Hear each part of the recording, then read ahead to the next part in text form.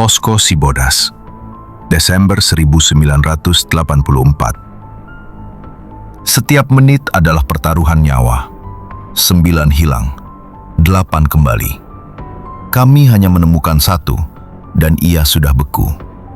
Di hutan paling liar di Pangrango, tim SAR melacak jejak yang tak masuk akal.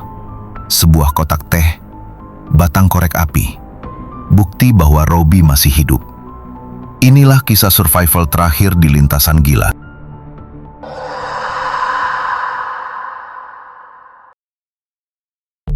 Desember 1984. Mahasiswa FTN Trisakti memulai pendakian di Gunung Gede. Sebuah perjalanan yang seharusnya menjadi pengalaman indah, namun berujung pada operasi SAR terbesar di akhir tahun. Hingga kandang badak, rombongan masih utuh. Namun, di titik itu, 9 orang bergerak lebih dulu. Mereka membuat kekeliruan fatal. Mereka tidak sadar telah salah memilih jalan setapak menuju Pangrango, bukan Gede. Mereka telah masuk ke jalur yang lebih liar. Di Pangrango, kelompok itu terpecah. 7 berhasil kembali, namun membawa kabar buruk.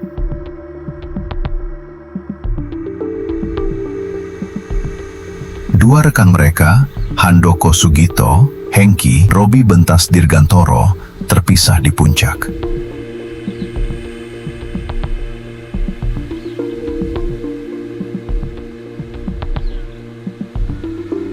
Mereka minim bekal, tanpa baju hangat saat musim hujan menguasai gunung.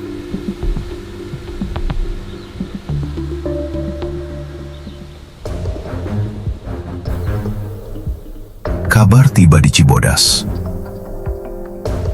Saya, Norman Edwin, ditunjuk sebagai koordinator misi SAR.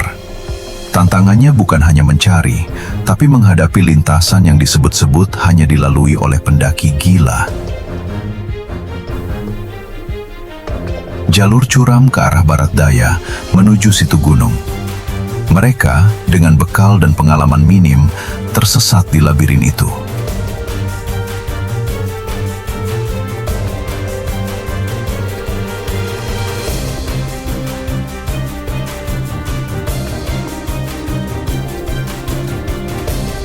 Pencarian dimulai. Para relawan dari pecinta alam dan orari bergerak dalam kegelapan dan kabut tebal Pangrango. Kami berharap hanya menemukan mereka tersesat dan hipotermia. Namun, alam tropis tak pernah memberi toleransi.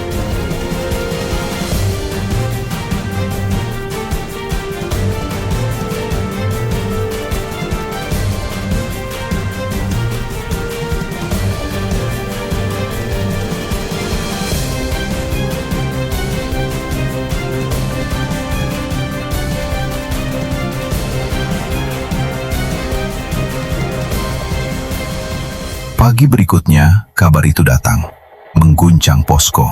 Halo, satu survivor ditemukan. Semua tolong merapat. Hengki ditemukan terlentang, hanya 10 meter dari triangulasi puncak Pangrango. Diduga kuat ia meninggal akibat hipotermia ekstrim. Dua rekan Hengki yang mendengar berita ini di posko seketika pingsan.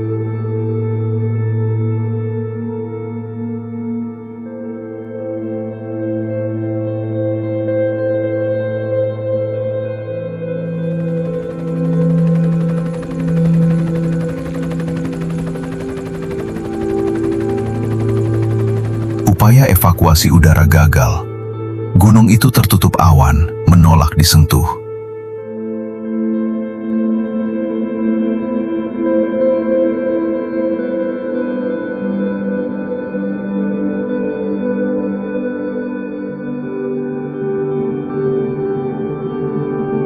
Jenazah Hengki akhirnya harus dievakuasi lewat darat, diturunkan oleh penduduk setempat yang jauh lebih kuat, menembus malam yang dingin dan curam.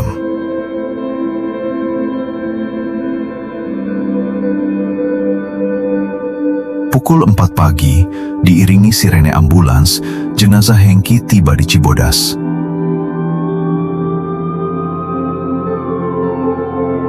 Sebuah tragedi yang menjadi cambuk bagi semua pendaki. Namun, misi belum selesai. Satu orang lagi, Robbie, masih hilang. Pencarian Robbie dilanjutkan dengan semangat tinggi, walau diwarnai informasi membingungkan dari pihak non-teknis. Akhirnya, pada hari keempat, regu pelacak menemukan petunjuk vital. Jejak kaki yang menurun. Jejak yang tidak jelas itu menuntun mereka ke arah suara minta tolong yang didengar rekan-rekan Robbie.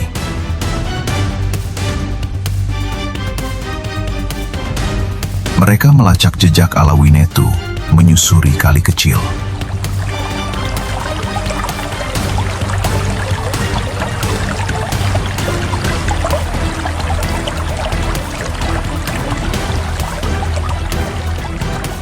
Ditemukan kotak teh sosro dan sedotan, bekal yang dibawa rombongan.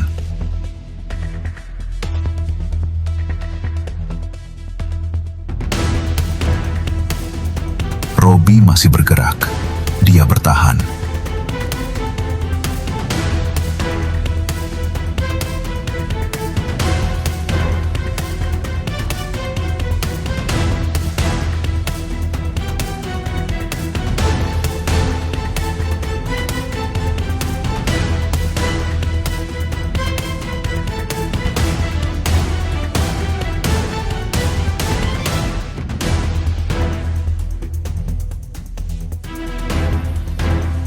Pelacakan berlanjut.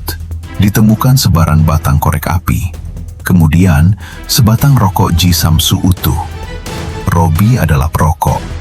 Dia berusaha menyalakan api, mungkin untuk menghangatkan diri atau memberi sinyal. Jejak kemanusiaan di tengah belantara Pangrango.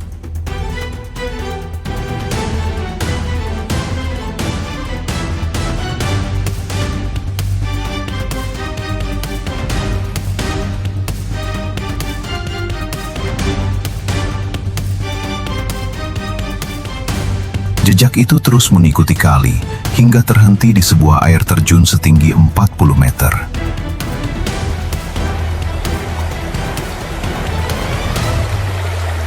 Lalu, jejak menghindar, dan anehnya, kembali melingkar ke tempat ditemukannya korek api.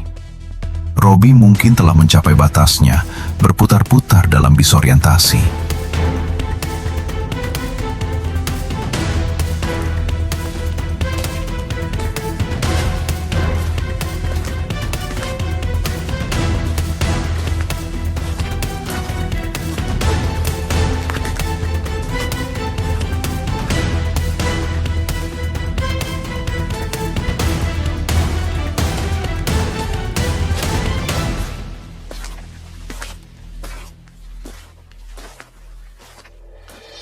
Setelah seminggu di lapangan, koordinasi tahap pertama berakhir.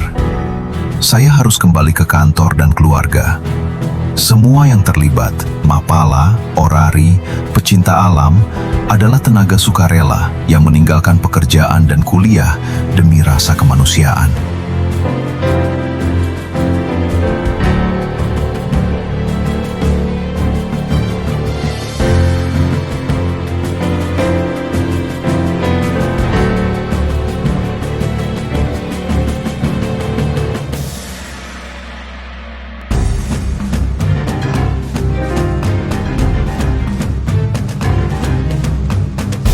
Misi dilanjutkan oleh tim dari Cianjur.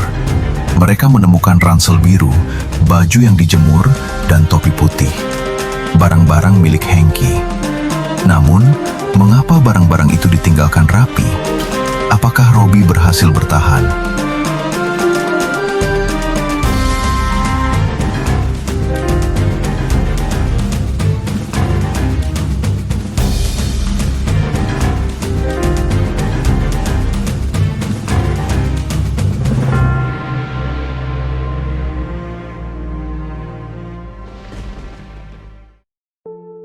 Hingga catatan ini dibuat oleh Norman Edwin, Robbie Bentas Dirgantoro tidak pernah ditemukan.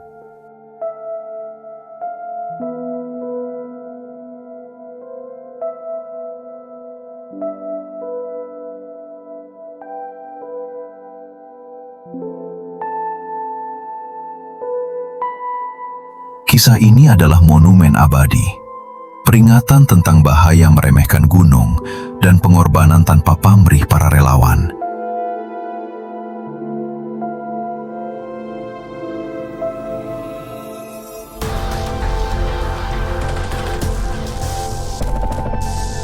Di balik keindahan Gede Pangrango, ada kisah pilu yang tak pernah usai. Sebuah jejak di lintasan gila yang menghilang di telan keagungan alam.